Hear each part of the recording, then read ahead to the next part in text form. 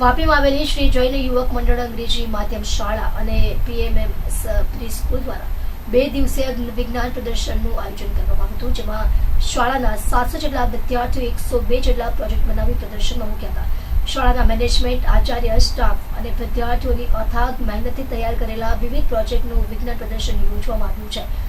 ઇનોવેશનની theme હેઠળ આયોજિત આ વિજ્ઞાન પ્રદર્શનના ઉદઘાટન સમારોહમાં વલસાડ જિલ્લા શિક્ષણાધિકારી ડોક્ટર રાજેશ્રીબેન એલ ટંડેલ મુખ્ય અતિથિ રૂપે ઉપસ્થિત રહ્યા હતા, જેમના હસ્તે ઉદઘાટન કરવામાં આવ્યું હતું. તેમજ શાળાના પ્રતિભાશાળી વિદ્યાર્થીઓને ઇનામ આપી પ્રોત્સાહિત કરવામાં આવ્યા. આ વિજ્ઞાન પ્રદર્શનની અંગે શાળાના આચાર્ય શ્રદ્ધા દેસાઈ જણાવ્યું હતું કે શાળાના 700 થી વધુ વિદ્યાર્થીઓ ભેગા મળી આ સાયન્સ ફેર માટે 102 પ્રોજેક્ટો તૈયાર કર્યા છે, જેમાં આઇન્સ્ટાઇનથી લઈને આજના એઆઈ સુધીના પ્રોજેક્ટો તૈયાર કરવામાં આવ્યા છે, જેમાં વિવિધ કોડિંગ કરીને 12 જેટલા રોબોટ બનાવ્યા છે.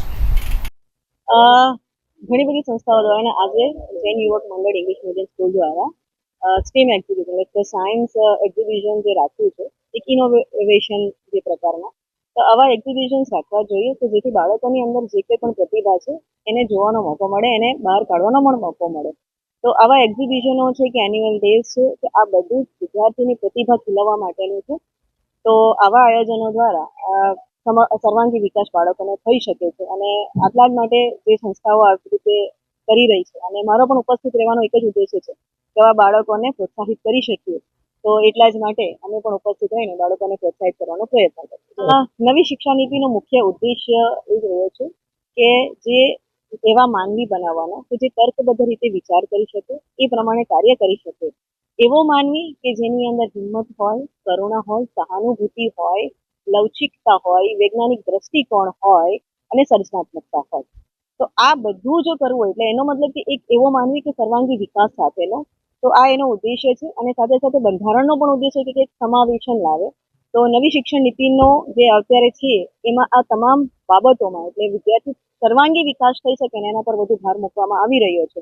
અને એટલા જ માટે અભ્યાસક્રમ પણ એ રીતે બદલાયો છે, પરીક્ષા પદ્ધતિ પણ બદલાઈ છે અને આ બધી પ્રવૃત્તિઓ એ એનો જ ભાગ છે. કારણ કે હવે વોકેશનલ એજ્યુકેશન અંદર તો સ્કિલ એજ્યુકેશન પર ઇમ્પોર્ટન્ટ ભાર અપાઈ રહ્યો છે અને એટલા જ માટે સીબીએસઈ સ્કૂલોમાં પણ ઘણા બધા ટ્રેડો શરૂ થયા છે.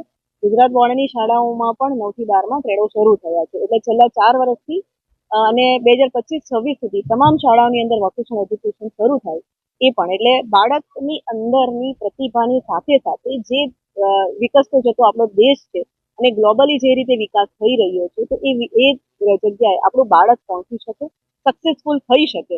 અને એટલા જ માટે ફક્ત શૈક્ષણિક નહીં પણ એક્સેલન્સી પર ભાર મૂકવામાં આવી રહ્યો છે. તો નવી શિક્ષણ નીતિ આ બધી બાબતો છે અને એનું જ ઇમ્પ્લિમેન્ટેશન દરેક શાળાની અંદર હવે થઈ રહ્યું છે. Thank you.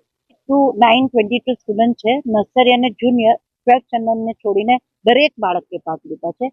700+ સ્ટુડન્ટ છે, 102 પ્રોજેક્ટ છે અને જેમ બેને કહ્યું તેમ આઇન્સ્ટાઈનની જે ત્યાંથી એઆઈ સુધી અને અમારા બાળકોએ 12 રોબોટ બનાવ્યા છે જાતે કોડિંગ કરીને. એ ખરેખર ઇન્ટરેસ્ટિંગ છે.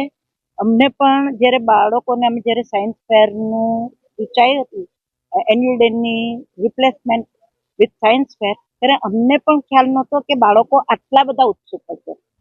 એટલે ખરેખર જો આપણા ગાઈડન્સ શિક્ષકનું માર્ગદર્શન હશે તો બાળકને આપણે ક્યાંથી ક્યાં લઈ જઈ શકીએ છીએ. જ્યારે 700 બાળક ભાગ લેતા હોય એટલે એમનામાં કંઈક ને કંઈક છે. It has been seen and it has been imbibed there, so it is our duty that we have to bring it out from them. So really today if you'll see the science fair, you'll enjoy it.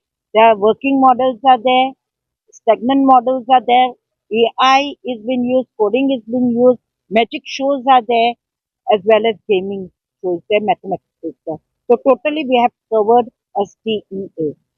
Totally it has been covered. STEM is totally been covered in this exhibition. I'm really thankful for that.